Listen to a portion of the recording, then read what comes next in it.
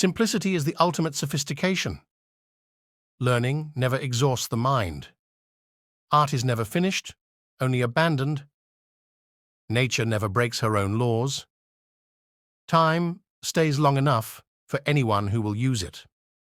Water is the driving force of all nature. Study the science of art. Study the art of science.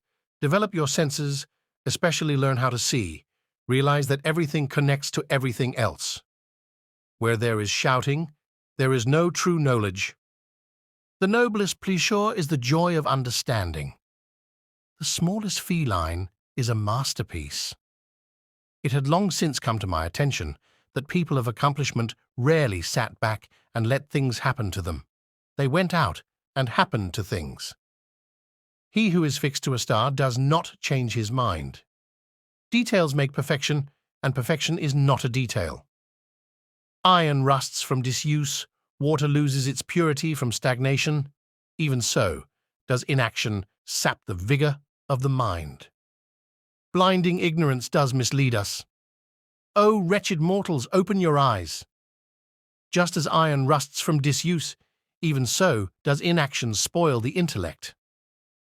Art is the queen of all sciences, communicating knowledge to all the generations of the world. The greatest deception men suffer is from their own opinions. The artist sees what others only catch a glimpse of. Nature is pleased with simplicity, and nature is no dummy. It is easier to resist at the beginning than at the end. While I thought that I was learning how to live, I have been learning how to die. Experience does not err, only your judgments err by expecting from her what is not in her power. Patience serves as a protection against wrongs, as clothes do against cold.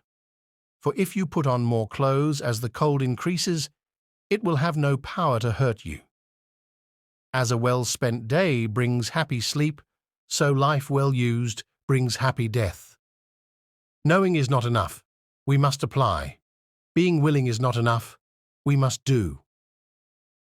He who loves practice without theory is like the sailor who boards a ship without a rudder and compass and never knows where he may cast.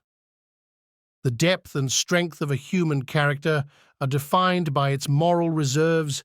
People reveal themselves completely only when they are thrown out of the customary conditions of their life, for only then do they have to fall back on their reserves.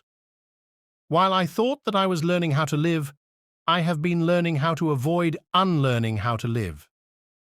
It's easier to resist at the beginning than at the end.